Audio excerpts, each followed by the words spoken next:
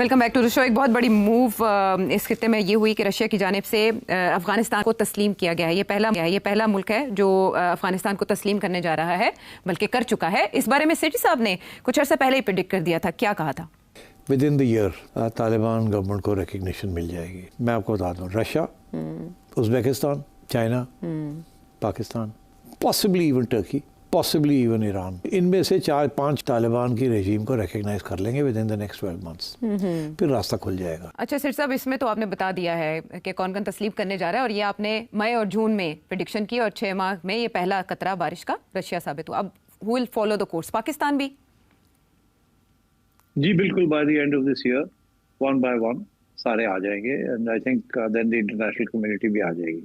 उसकी वजह यह है कि अब कुछ इकोनॉमिक इंटरेस्ट चाइना के, रशिया के, अमेरिका के अफगानिस्तान में बनने शुरू हो गए हैं, और जो तालिबान रेजीम है उनको भी समझ आनी शुरू हो गई है। They don't have to feel insecure anymore. इसीलिए अब उन्होंने टीटीए वाले जो है, उन्होंने टीटीपी को पैगाम दिया है कि यार we can't afford to have you sitting here and attacking Pakistan, तो जरा हाथ हौली रखो।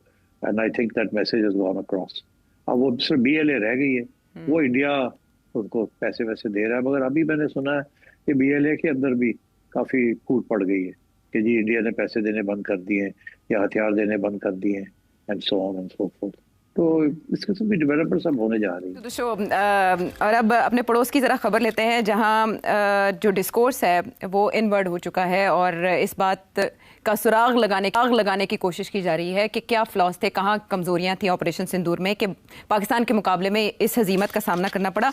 तो कुछ बयानात तवातर से सामने आ रहे हैं। ऐसा लग रहा है कि सांप आहिस्ता आहिस्ता पटारी से निकल रहा है, बिल्ली आहिस्ता आहिस्ता थैले से बाहर आ रही है। सेठ साहब, जयशंकर साहब ने JD वैंस की फ़ोन कॉल के हवाले से कुछ बातें कहीं, ऐसे जैसे वो सस्पेंस क्रिएट करने की कोशिश करें। फिर उसके बाद शिव कुमार साहब, उनके एक डिफेंस अताशी है इंडोनेशिया में, उन्होंने वहाँ पर बात करते हुए कुछ बताया कि कोई कॉन्स्ट्रेंट्स थे जिसकी वजह से हम उस तरह परफॉर्म नहीं कर सके जिस तरह से हमारी कैपेबिलिटीज़ थी। लेकिन जो सबसे अहम बयान है वो इंडियन नायब आर्मी चीफ का है। वो कह रहे हैं कि पाकिस्तान को चीन से इंडिया की लाइव इंफॉर्मेशन मिल रही थी, जिसकी वजह से ये सब हुआ, क्योंकि चाइना की स्ट्रेटजी है कि उधार की छुरी से वार करो। और ये कि वो हमें बता रहे थे DGMO की बातचीत के दौरान कि आपके जो इस वक्त वेक्टर्स हैं वो इस लोकेशन के ऊपर मौजूद है और अलर्ट है, तो प्लीज़ आप उन्हें रिमूव कर लें। तो ये सब खतरनाक बातें हैं, और आइंदा के लिए हमें अपनी स्ट्रेटजी को अच्छी तरह डिफाइन और डिज़ाइन करना होगा। जहाँ जहाँ सप्लाई चेन में प्रॉब्लम्स हैं उनको दूर करना होगा। ये सब वहाँ के मीडिया में अब डिस्कस हो रहा है कि भारत डायरेक्ट अब एतराफ़ नहीं कर रहा अपनी नाकामी का, बल्कि उसके लिए कोई ना कोई एक्सक्यूजेस क्रिएट कर रहा है। इसकी क्या वजह हो सकती है, और क्या ब्लेम चाइना पे शिफ्ट करने के बाद वो अपनी नाकामी को इस तरह से छुपाना चाह रहा है? जी हाँ, जाहिर है। देखिए ना, नरेंद्र मोदी ने अपना सारा पॉलिटिकल कैपिटल जो है इस स्ट्राइक के ऊपर स्टेक कर दिया, और वो जो आगे जो जिनके अंदर दो चपेट पहिया ने थे, then they have to think करना की है। तो इसलिए मैंने उसी वक्त कह दिया था, आपको याद होगा कि ये आप देखिएगा जैसे जैसे ये बात चलेगी, इंडियन मीडिया जो इस वक्त पाकिस्तान को गालियां दे रहा है और नरेंद्र मोदी को और जयशंकर साहब को हीरो बनाया हुआ, ये उनके गले पड़ेंगे इवेंचुअली। और ये अभी तक तो कुछ मानने के लिए तैयार नहीं है, फिर आहिस्ता आहिस्ता मान जाएंगे। और अब वो एक्सक्यूजेस देने शुरू कर दिए। पहले तो मानते नहीं थे कि गड़बड़ हुई है, कुछ गड़बड़ हुई है या जहाज गिरे हैं, ये मेरा ख्याल है पूरा महीना ये तो बात ही नहीं मानी है उन्होंने। महीना नहीं तो कम से कम 2-3 हफ्ते। फिर उसके बाद पूरी बात ही नहीं करते थे, फिर कभी एक बात करते थे, कभी दूसरी बात करते थे। अभी तक इन्होंने पहलगाम के जो लोग हैं जिन्होंने ये किया है, उसको उनके बारे में इन्होंने कुछ बताया ही नहीं। वो कौन थे, क्या थे, बस बना बनो के एक बयानिया शुरू कर दिया काम, और वो बयानिया बिक नहीं रहा है। हर जगह पे जाके बेचने की कोशिश की है, वो बिक नहीं रहा है। तो अब हिंदुस्तानी लोग भी पागल तो नहीं है ना, बेवकूफ तो नहीं है। तो उन्होंने obviously they started asking questions, जो हम पहले दिन से कह रहे थे, हमें तो गालियां दे रहे थे। अब जाके समझ आई है कि यार इंडियन पब्लिक के साथ हाथ हो गया। अब हाथ हो गया तो अब क्या किया जाए? आहिस्ता आहिस्ता तो अपनी क्रेडिबिलिटी जो है उसको बरकरार रखना है। तो अब ये सवाल पूछने शुरू कर दिए। अब इंडियन आर्म फोर्सेस के ऊपर प्रेशर आ गया, तो वो कहते हैं मारे गए सारा साढ़े से ब्लेम आ गया, क्योंकि सियासी लोग तो कभी अपना ब्लेम नहीं अपने ऊपर लेते, वो तो शिफ्ट कर देते हैं कि जी जो लड़ने वाले ने उन्होंने पूछो। आपको याद नहीं है एक नेशनल सिक्योरिटी की मीटिंग थी जहां नरेंद्र मोदी ने कहा था I have handed everything over to the army and the arm forces, ये खुद फैसला करें।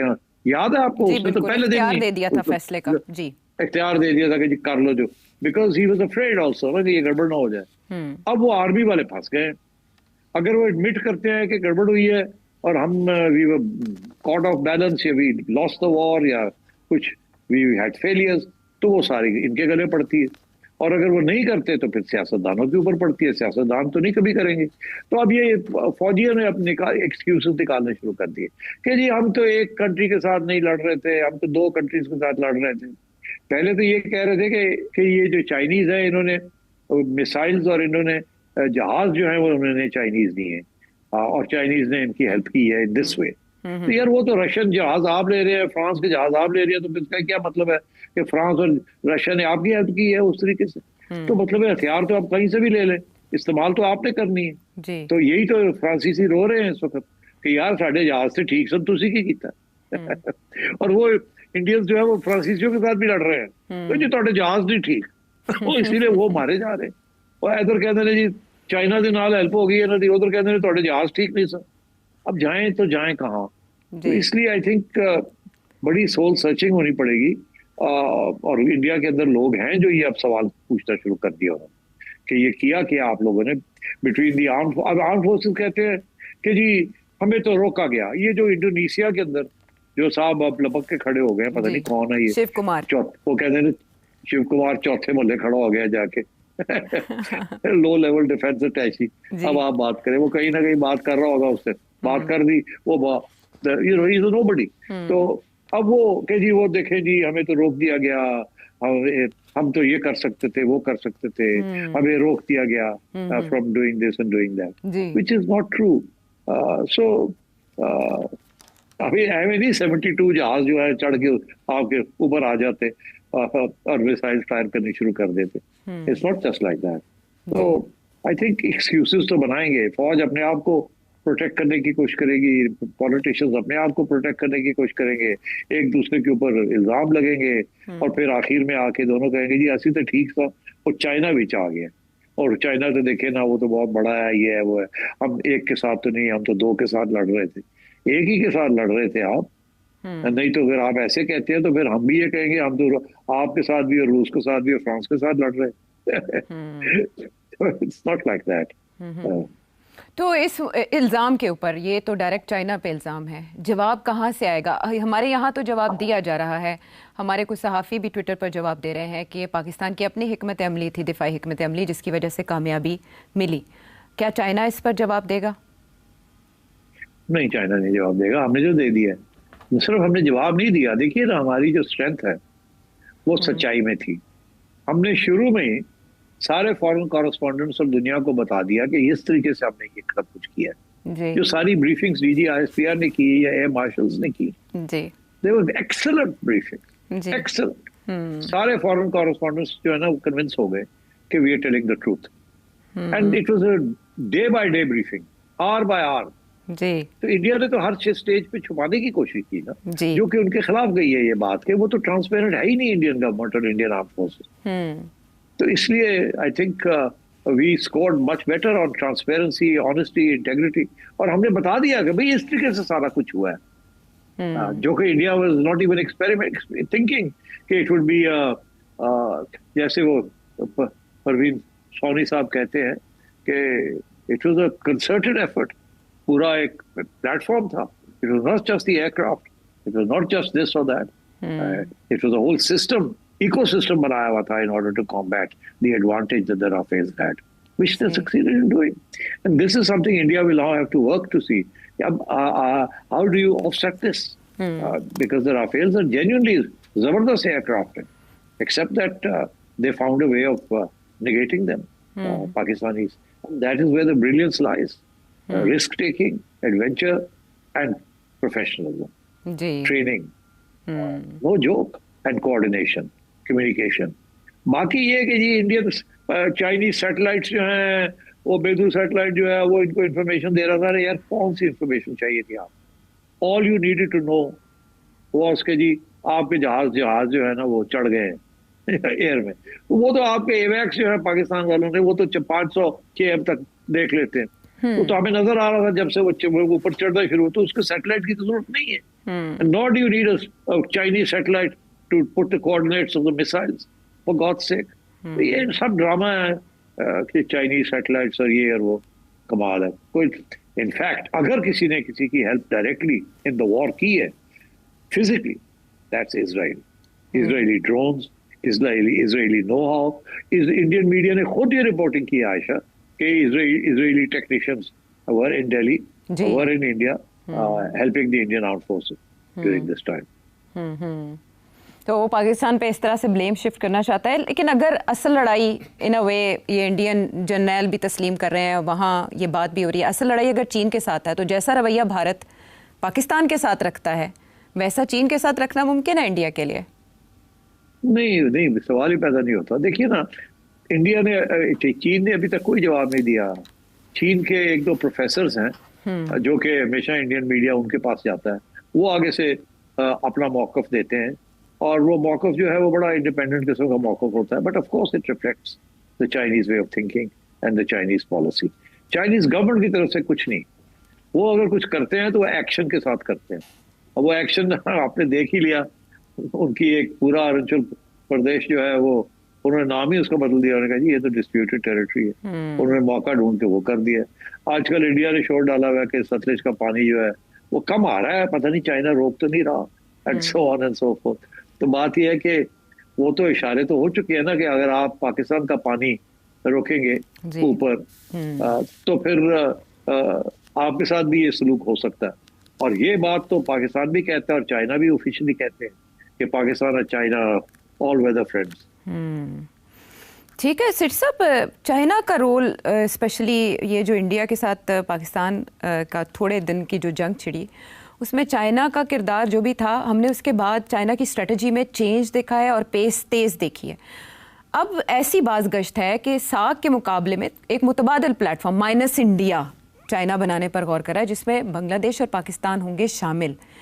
कितना ये प्रैक्टिकल होगा, प्रैक्टिकली कितना मुमकिन है, और इसमें भारत के लिए फिर क्या सबक है?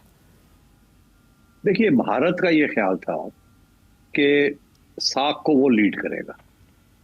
वो उस वक्त की सोच थी जब भारत के बहुत अच्छे तल्लुकात थे सारे बॉर्डर मुल्कों के साथ, मगर सिर्फ पाकिस्तान के साथ अच्छे नहीं थे, अप एंड डाउन थे।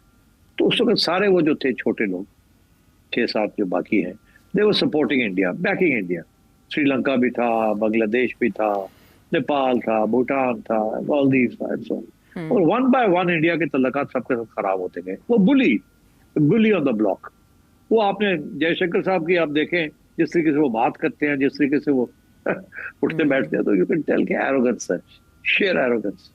अच्छा, वो अब वो नहीं पसंद की लोगों ने, आहिस्ता आहिस्ता सारे खिलाफ हो गए इनके।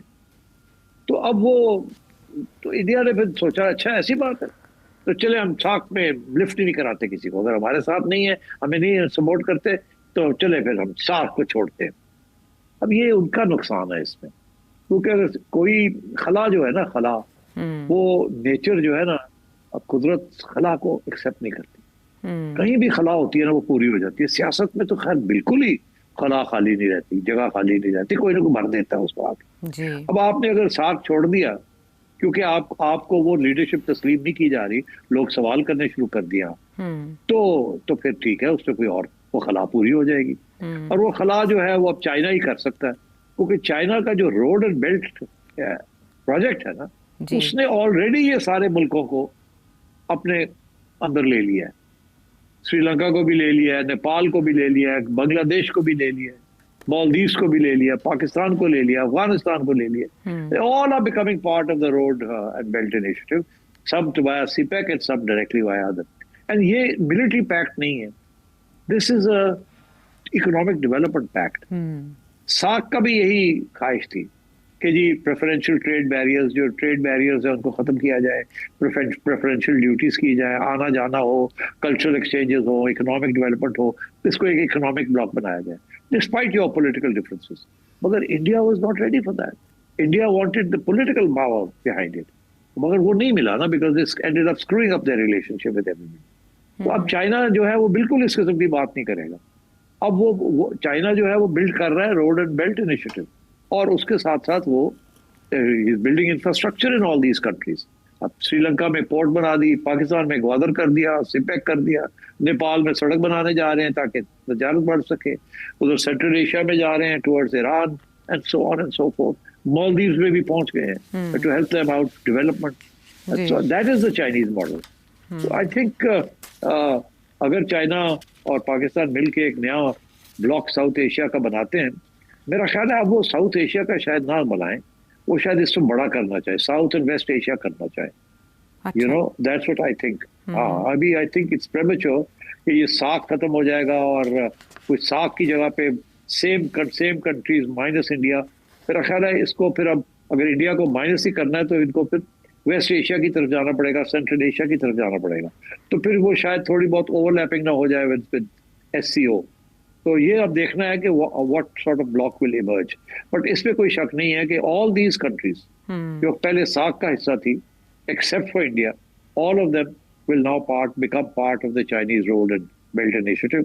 And I think some sort of cooperation, formal cooperation system or platform will emerge. अब वो किधर जाते हैं, इंडिया को सोचना चाहिए. I think India should have a rethink. India को सार्क नहीं छोड़ना चाहिए, सार्क को वापस रिस्टोर करना चाहिए. और ये जो कल्चरल एक्सचेंजेस हैं और पीपल टू पीपल है और तजारत है, इसको बढ़ाना चाहिए.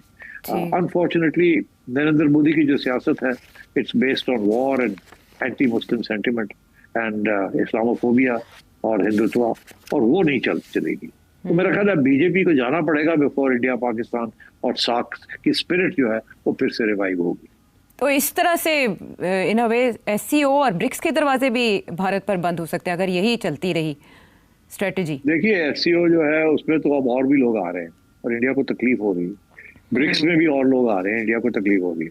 और क्वाड जो है वहाँ इंडिया की अहमियत ही नहीं रही. जहाँ इंडिया पहुंच रहा था वो तो क्वाड जो है देयर वरीड कि यार ये इंडिया तो is neither here nor there, क्योंकि इंडिया फुल फ्लैश सपोर्ट भी नहीं करता ना. इंडिया अपनी भी सो कॉल्ड नॉन अलाइनमेंट लेके बैठा जी. एक तरफ रूस के कैंप में है, दूसरी तरफ अमेरिका के कैंप में है, तीसरी तरफ इसराइल के कैंप में है, चौथी तरफ UAE और दुबई वालों के साथ भी करने की कोशिश कर रहा है. It doesn't work anymore like that. ये सिचुएशन इतनी स्टार्क हो गई है. You have to make choices, and India is finding it difficult to do for this balancing act.